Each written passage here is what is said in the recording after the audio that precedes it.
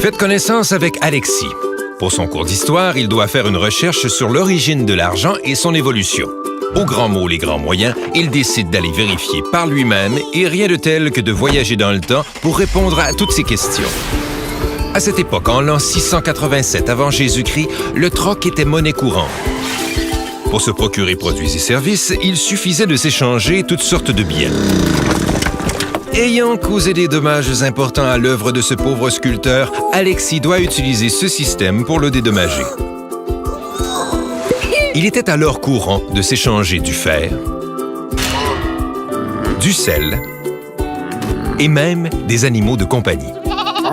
On raconte que, dans le but de faciliter les échanges, Gygès, roi de Lydie, mit un terme à cette coutume en implantant un système de monnaie métallique. Les pièces étaient alors faites d'un alliage composé d'or et d'argent appelé électrum. D'autres civilisations inventèrent également leur monnaie. Entre 350 et 200 avant Jésus-Christ, des monnaies chinoises se présentent sous la forme de bêches à pieds pointus portant des inscriptions.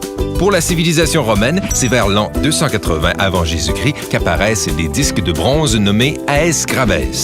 Plus tard, entre le 7e et le 10e siècle après Jésus-Christ, la monnaie en papier fit son apparition sous la dynastie Tang, en Chine. Avec le temps, la monnaie de papier a pris beaucoup d'importance. En 1742, la Banque d'Angleterre détenait le monopole des billets en Europe. Afin de contourner ce monopole, des banques privées inventèrent un autre type de monnaie, le chèque. C'est au 20e siècle que la dématérialisation de l'argent débuta. Aux États-Unis, c'est à la banque Western Union que l'on doit, semble-t-il, l'invention de la carte de crédit en 1914.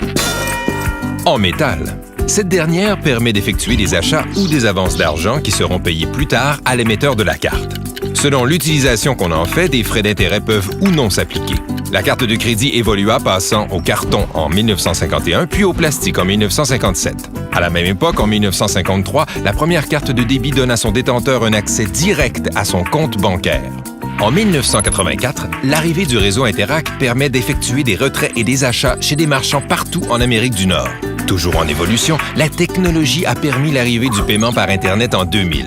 Aujourd'hui, la monnaie est presque entièrement dématérialisée et circule majoritairement sous forme virtuelle. Mais qu'en est-il des institutions financières qui gèrent cet argent? Revenons un peu en arrière dans nos recherches. C'est avec le développement du commerce que les premières banques publiques apparurent au 16e siècle. Il était facile pour les gens fortunés d'y déposer leurs avoirs. Mais les banques hésitaient à offrir leurs services à tous, surtout aux travailleurs. Les gens ont donc commencé à se regrouper et à former des coopératives. C'est ainsi que naquit en 1844, en Angleterre, le mouvement coopératif qui permettait d'assurer le mieux-être de la population. Plus tard, au Québec, ce concept prit forme en 1900 alors qu'Alphonse Desjardins créa la première caisse populaire Desjardins. Ces nouvelles connaissances ont donc permis à Alexis de terminer son travail d'histoire et réaliser que voyager dans le temps, ça forme aussi la jeunesse.